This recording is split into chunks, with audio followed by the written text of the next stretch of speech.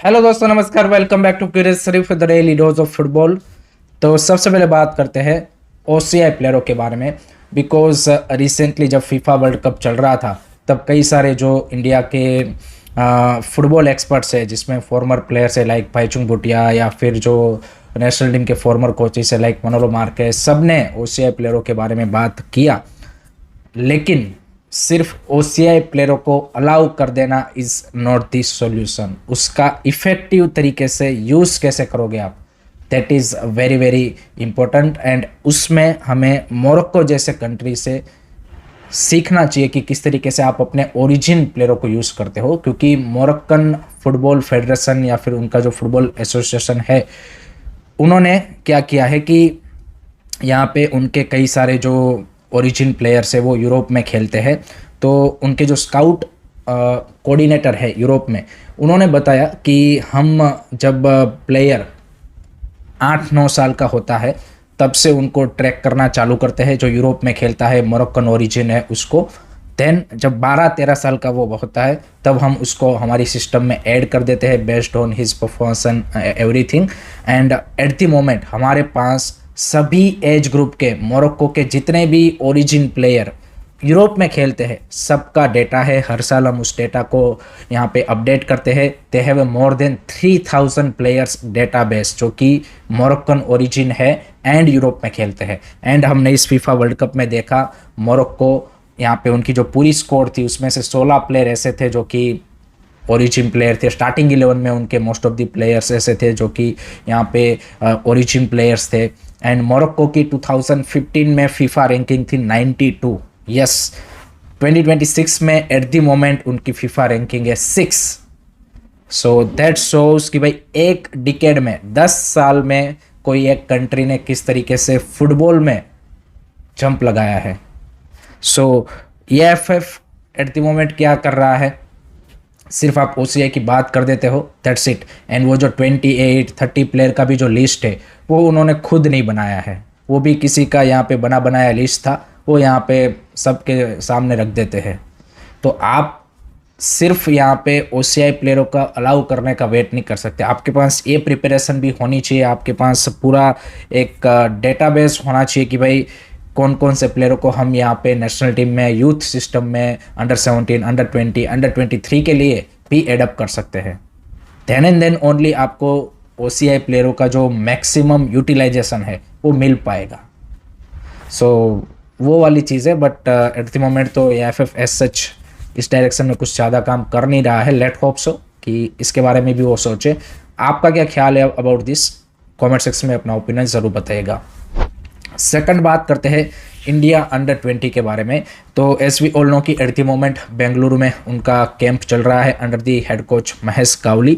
And EFF ने next month अगस्त में 4 friendly match का अरेंजमेंट किया है, 2 against Singapore and 2 against Yemen की अंडर 20 जो टीम है उनके सामने।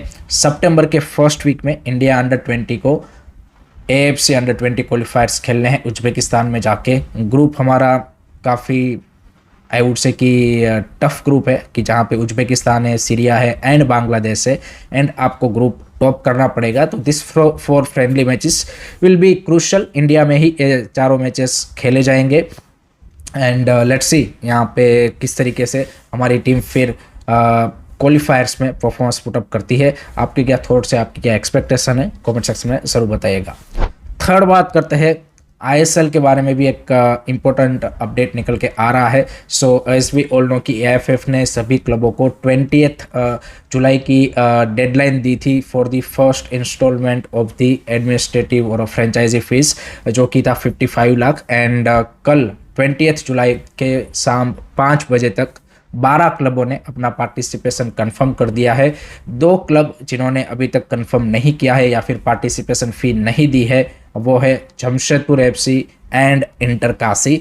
जमशेदपुर का एस वी ऑल नो उन्होंने पहले भी EFF को लेटर लिखा था to extend this deadline, but EFF ने उस टाइम पे भी मना किया था। कल उन्होंने फिर से लेटर लिखा है क्योंकि जमशेदपुर ऑब्वियसली टाटा ट्रस्ट या फिर उनके अंडर चलता है, तो उनको अभी वहाँ से क्लियरेंस नहीं मिला है। लेट होप सो जल्द से जल्द मिल जाए ताकि जमशेदपुर का भी पार्टिसिपेशन कन्फर्म हो जाए।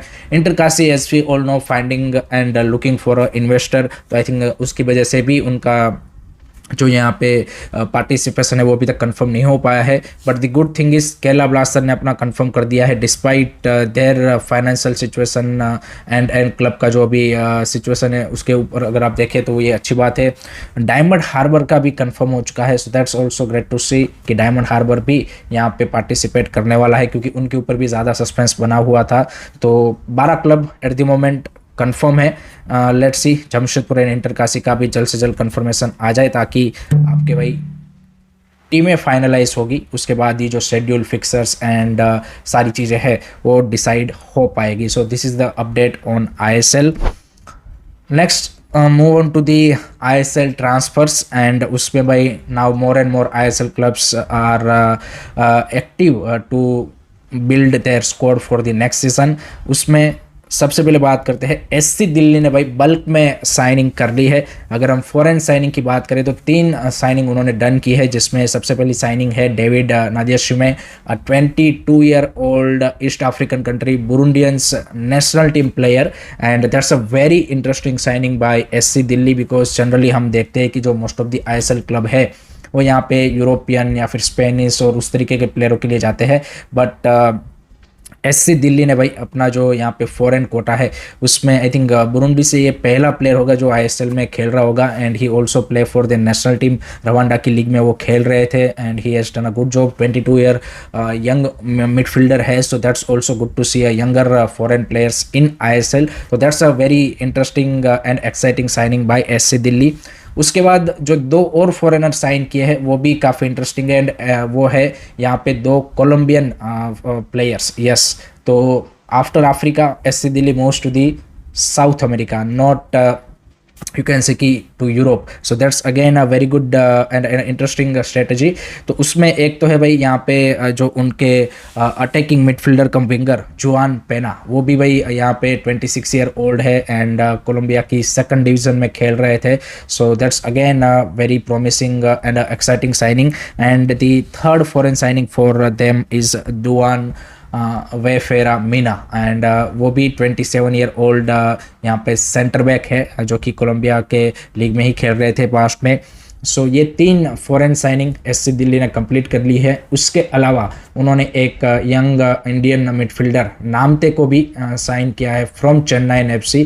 3 ईयर का डील हुआ है एंड विथआउट ट्रांसफ़र फी ये डील हुआ है, जबकि नामते का कॉन्ट्रैक्ट चेन्नई FC के साथ था, बट चेन्नई FC ने अभी आयुष छेत्री को साइन किया है। So that's why I think नामते moves to the SC Delhi, and I think that's good to C.